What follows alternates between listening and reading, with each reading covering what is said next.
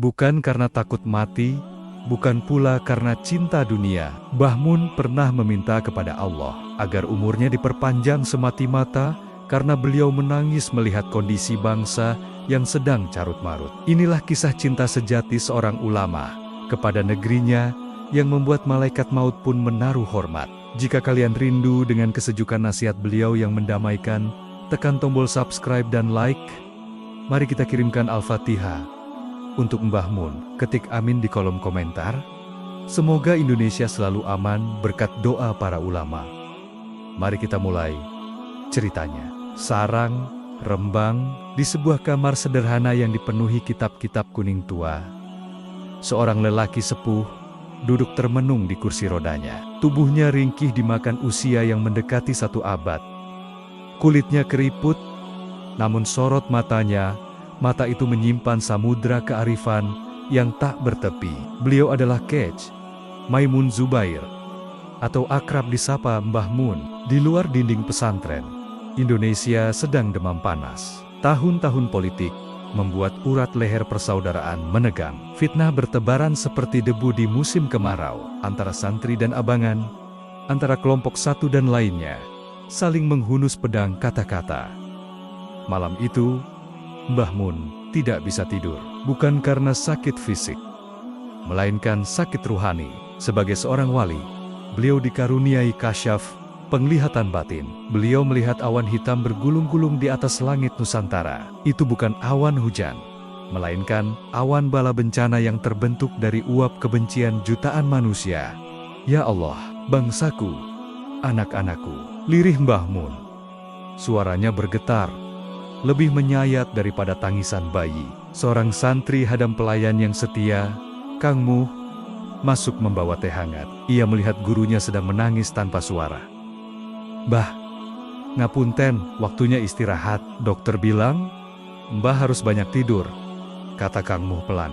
Mbah Mun menoleh, tersenyum tipis. Senyum yang selalu meneduhkan siapa saja. Muh, bagaimana aku bisa tidur nyenyak kalau di luar sana anak-anak bangsa sedang sibuk membakar rumah mereka sendiri? Mereka berebut kursi yang kakinya patah, tapi rela mematahkan kaki saudaranya. Mbah Mun meminta diambilkan sorbannya. Beliau ingin sholat malam. Beliau merasa posisinya sebagai paku bumi yang menahan azab sedang diuji.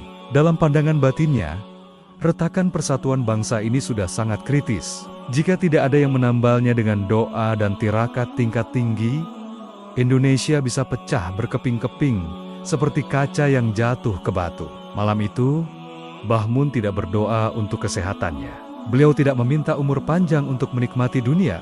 Beliau berdoa meminta kekuatan untuk menahan langit agar tidak runtuh menimpa penduduk negeri ini. Doa seorang kekasih Allah yang lebih mencintai umatnya daripada dirinya sendiri. Jam dinding menunjukkan pukul 2 dini hari. Kesunyian di dalam rumah Kiai begitu pekat. Para santri sudah terlelap. Hanya suara jangkrik dan lantunan lirih ayat suci dari bibir Mbah Mun yang terdengar. Tiba-tiba, suasana berubah. Angin berhenti berhembus. Lampu neon di ruangan itu tidak berkedip, tapi cahayanya meredup secara aneh, berganti dengan nuansa cahaya kebiruan yang sangat sejuk, namun menggetarkan sukma. Wangi yang bukan berasal dari dupa atau parfum duniawi, menyerbak wangi raudah.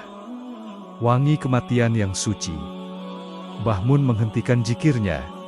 Beliau tahu tanda ini. Ini bukan tamu sembarangan. Ini bukan pejabat, bukan presiden, bukan pula ulama tamu. Assalamualaikum, ya waliullah.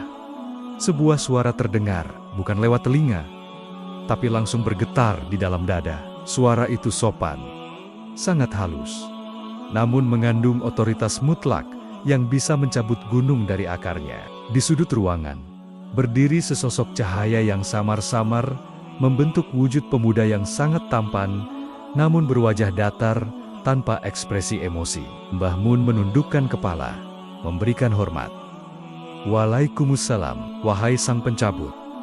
Wahai utusan yang mulia, Israel. Mbah Mun tidak kaget. Beliau sudah sering berdialog dengan kematian. Namun kali ini, kehadiran sang malaikat terasa berbeda. Israel tidak datang dengan wajah garang, melainkan dengan wajah takzim. seolah segan untuk melangkah maju. "Apakah waktuku sudah habis, wahai Israel?" tanya Mbah Mun tenang. "Apakah engkau diperintahkan untuk menjemputku malam ini?" Sang malaikat mengangguk perlahan. "Benar, wahai Kiai. Catatan di Lauhul Mahfudz telah sampai pada garis batas. Pintu langit sudah dibuka, para bidadari sudah berhias menyambut ruhmu yang wangi. Tugasmu di dunia yang fana ini sudah selesai." Secara hukum alam, Mbah Mun harusnya wafat detik itu juga. Jantungnya harus berhenti. Namun, disinilah terjadi anomali. Mbah Mun tidak berbaring pasrah. Beliau justru membetulkan duduknya, menatap sang malaikat dengan tatapan memohon, bukan memohon kehidupan, tapi memohon kesempatan. Suasana di ruangan itu hening mencekam. Malaikat Israel, yang biasanya tak kenal kompromi, berdiri diam. Ada aura kewibawaan dari Mbah Mun yang membuatnya tertahan. Mbah Mun adalah seorang alim yang tintanya lebih mulia dari darah syuhada. Sosok yang sepanjang hidupnya hanya untuk Allah dan Rasul-Nya. "Wahai Israel," kata Mbah Mun lembut, "sungguh, bertemu dengan Robku adalah kerinduan terbesarku. Aku sudah lelah dengan dunia ini. Tulangku rapuh, mataku kabur. Aku ingin pulang." Malaikat Israel melangkah selangkah. "Maka marilah, tidak ada sakit dalam pencabutan nyawamu. Hanya seperti menarik rambut dari adonan tepung. Tunggu sebentar." Mbah Mun mengangkat tangannya yang gemetar. "Masalahnya bukan padaku, masalahnya ada pada mereka yang kutinggalkan." Mbah Mun menunjuk ke arah jendela, menembus kegelapan malam, mengarah pada peta imajiner Indonesia. "Lihatlah bangsaku, Israel. Lihatlah umat Nabi Muhammad di tanah Nusantara ini. Mereka sedang bertengkar, mereka sedang bingung. Ulama-ulama sepuh, sudah banyak yang engkau jemput lebih dulu. Jika aku pulang sekarang, siapa yang akan mendinginkan hati mereka? Siapa yang akan menjadi orang tua tempat mereka mengadu?" Mbah Mun menangis, air matanya menetes ke jubah putihnya.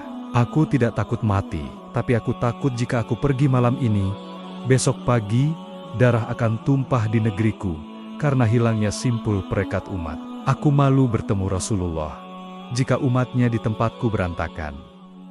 Israel terdiam. Tugasnya adalah mutlak, tapi Allah Maha mendengar. Malaikat maut itu tahu bahwa doa seorang wali bisa mengguncang arsy. "Wahai Kiai, takdir adalah takdir. Setiap umat ada ajalnya," jawab Israel, meski nadanya menyiratkan rasa hormat yang dalam. Mbah Mun tersenyum getir. Beliau melakukan sesuatu yang jarang dilakukan manusia biasa. Beliau mengajukan proposal penangguhan. Ini dikenal dalam tasawuf sebagai munajat tingkat tinggi. "Israel, sampaikan pada Gusti Allah, hambanya yang lemah ini, Maimun, meminta waktu. Bukan setahun, bukan sebulan, cukup sampai badai ini mereda."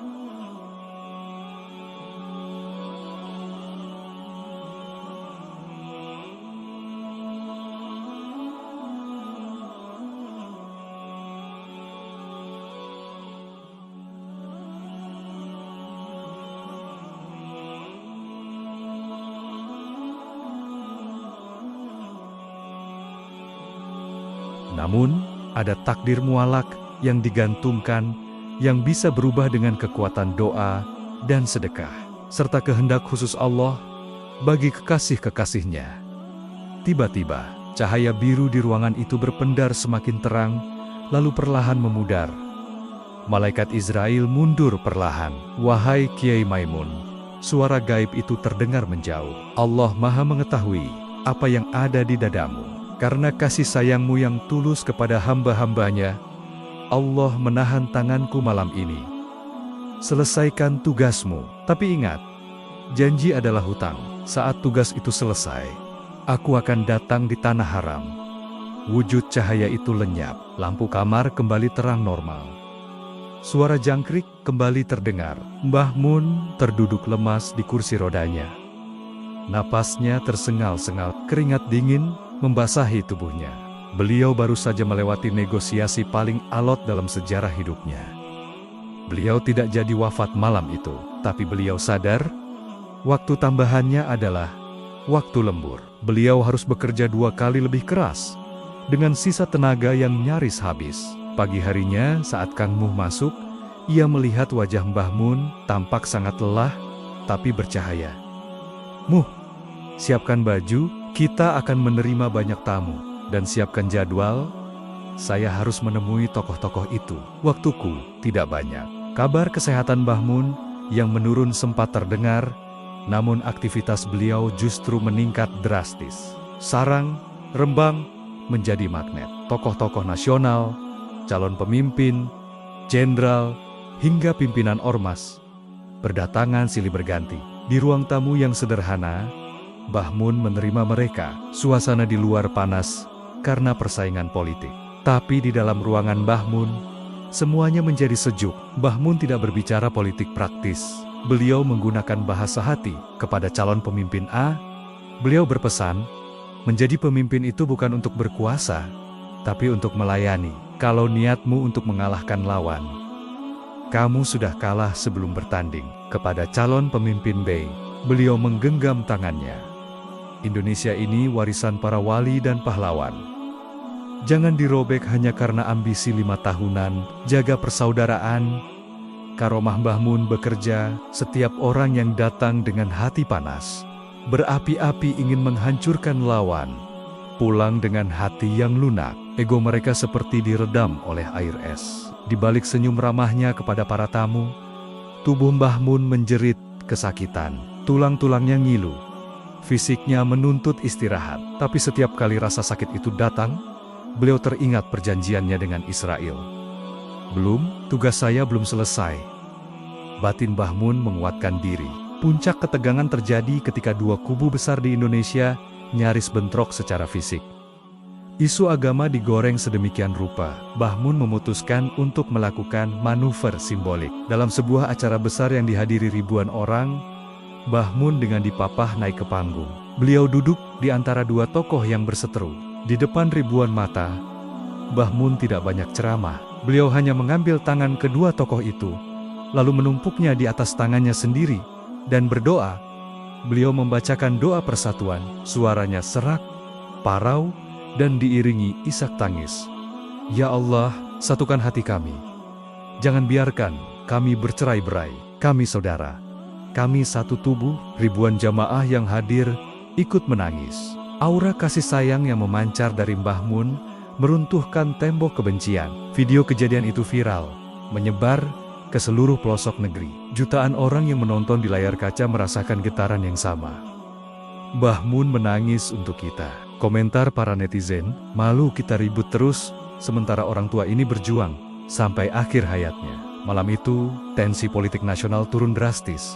Orang-orang mulai sadar, Mbah Mun berhasil memadamkan api neraka duniawi yang nyaris membakar Indonesia. Di kamarnya, Mbah Mun tersenyum lega. Beban berat di pundaknya terangkat. Gusti, hamba sudah berusaha.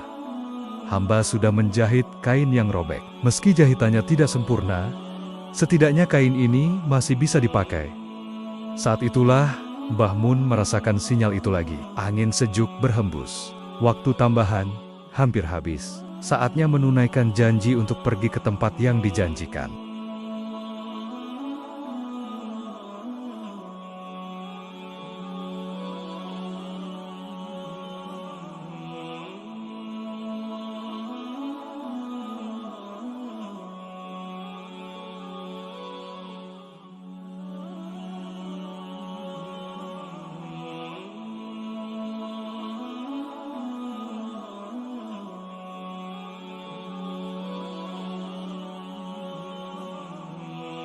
Para santri dan keluarga mulai menangkap isyarat-isyarat aneh. Mbah Mun sering berbicara tentang kematian dengan nada yang indah, seperti orang yang mau pergi liburan. Beliau sering melantunkan syair-syair kerinduan kepada Nabi Muhammad. Sebelum berangkat, Mbah Mun mengumpulkan para santri senior. Titip pesantren ya, titip Nu. Titip Indonesia. Saya mau pergi jauh. Kalau saya tidak kembali ke sarang, jangan dicari. Rumahku yang asli ada di sana. Para santri menangis. Mereka paham, tapi hati mereka menolak percaya. Mereka berharap ini hanya pamitan haji biasa, bukan pamitan selamanya. Momen keberangkatan di bandara sangat emosional. Mbah Mun melambaikan tangan dengan wajah yang sangat cerah, bersinar-sinar.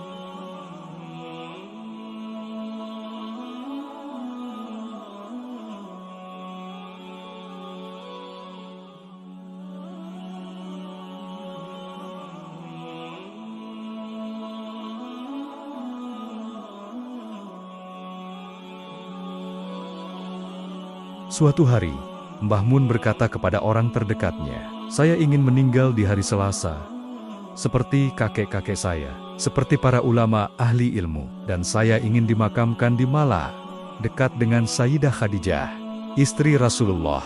Hari itu hari Senin.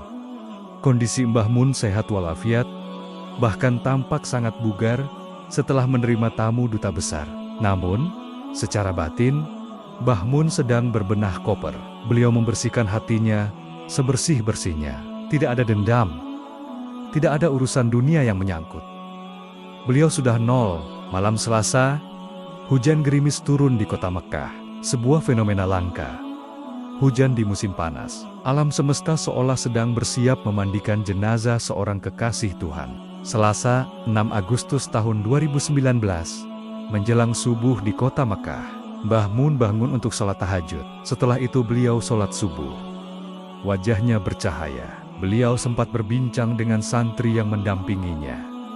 Tiba-tiba, Mbah Mun merasa lemas. Napasnya mulai berat. Di dimensi haib, ruangan hotel itu sudah berubah menjadi taman surga. Langit-langit ruangan terbuka, menembus arsy, malaikat Israel hadir kembali. Kali ini, Israel datang dengan wujud aslinya yang paling indah, penuh cahaya rahmat, diiringi ribuan malaikat pembawa baki emas, berisi sutra surga. "Assalamualaikum, wahai jiwa yang tenang," sapa Israel. Mbah Mun tersenyum. Beliau melihat Israel seperti melihat sahabat lama yang datang menjemput untuk pulang kampung. "Waalaikumsalam, engkau menepati janjimu, Israel. Engkau menungguku di tanah haram ini. Tugasmu sudah selesai, Kiai. Bangsamu sudah lebih tenang, doamu sudah didengar. Sekarang, giliranmu menerima hadiahmu." Rasulullah sudah menunggu di pintu surga. Mendengar nama Rasulullah, air mata kerinduan Mbah Mun tumpah. Tubuh fisiknya di dunia nyata mulai kehilangan tenaga. Orang-orang di sekitarnya panik. Mencoba memanggil dokter, mencoba memberikan bantuan oksigen. Tapi Mbah Mun sudah tidak di sana. Kesadarannya sudah berpindah. Proses sakaratul maut itu berjalan sangat lembut. Tidak ada rasa sakit, hanya rasa kantuk yang nikmat. Seperti bayi yang diayun ibunya, Mbah Mun menghembuskan napas terakhirnya sambil melafalkan kalimat tauhid. La ilaha illallah. Jelas, tegas, dan tenang. Kabar wafatnya Mbah Mun menyebar secepat kilat. Mekah gempar, Indonesia berduka hebat. Jutaan manusia yang beberapa bulan lalu saling hujat karena politik, tiba-tiba bersatu dalam tangisan. Di media sosial, tidak ada lagi cebong atau kampret. Semua memposting foto Mbah Mun. Semua mendoakan. Bendera setengah tiang dikibarkan di hati setiap santri. Jenazah Mbah Mun dimandikan dengan air Zam-Zam. Saat keranda beliau dibawa menuju Masjidil Haram untuk disolatkan, lautan manusia yang tidak dikomando berebut ingin memikulnya. Pejabat, rakyat jelata, orang Arab, orang Afrika, semua ingin mendapat berkah mengangkat jasad suci itu. Ini adalah bukti karomah bahwa orang yang semasa hidupnya ikhlas merekatkan umat, matinya pun mempersatukan umat. Proses pemakaman di Al-Malah berlangsung hikmat dan penuh keajaiban. Biasanya, makam di Malah sangat ketat aturannya. Tidak sembarang orang bisa dimakamkan di sana. Dan prosesnya seringkali cepat-cepat oleh askar polisi Arab. Namun hari itu, para askar seolah melunak. Mereka memberi jalan. Ribuan orang Indonesia dan ulama dunia mengantar Mbah Mun ke tempat peristirahatan terakhirnya. Mbah Mun dibaringkan di tanah suci, bertetangga dengan Sayyidah Khadijah Al-Kubra, istri Nabi dan para sahabat agung. Sesuai dengan doa dan keinginannya, malaikat Israel menyaksikan dari kejauhan dengan takzim. Tugasnya selesai. Ia telah mengantar salah satu ruh terbaik dari Nusantara kembali kepada pemiliknya. Di dalam kubur, Mbah Mun tidak sendiri. Amal jariahnya, ilmu yang diajarkannya, dan doa perdamaian yang dipanjatkannya menjelma menjadi cahaya yang menerangi alam barzakhnya seluas mata memandang. Tidak ada pertanyaan seram dari Munkar dan Nakir. Yang ada hanyalah ucapan, "Silakan istirahat wahai pengantin surga." Kembali ke Indonesia, sepeninggal Mbah Mun, suasana berangsur-angsur menjadi lebih stabil. Memang masalah tidak hilang 100%, tapi ledakan besar yang dulu ditakutkan Mbah Mun tidak terjadi. Tokoh-tokoh yang dulu didamaikan Mbah Mun kini merasa malu jika harus bertengkar lagi. Bayangan wajah teduh Mbah Mun menjadi rem yang pakem bagi nafsu kekuasaan mereka. Sarang, Rembang, tetap ramai. Ribuan santri meneruskan perjuangan beliau. Kitab-kitab kuning tetap dibaca, dan setiap kali nama K.H. Maimun Zubair disebut dalam tahlil, jutaan orang mengaminkan dengan hati bergetar. Mbah Mun membuktikan bahwa kekuatan terbesar di dunia ini bukanlah senjata, bukan uang, dan bukan kekuasaan politik. Kekuatan terbesar adalah cinta dan keikhlasan. Beliau menawar umur kepada malaikat Israel bukan karena takut mati, tapi karena cintanya yang begitu besar kepada Indonesia. Dan Allah, Zat yang Maha Pengasih, mengabulkan tawaran cinta itu. Kini, Mbah Mun sudah tenang di sana. Namun, setiap kali bangsa ini menghadapi ancaman perpecahan, roh perjuangan Mbah Mun seolah hadir kembali, membisikkan satu kalimat sakti ke telinga kita semua. Beda pilihan itu biasa, tapi kita tetap saudara, sesama anak cucu Adam, sesama penghuni Nusantara.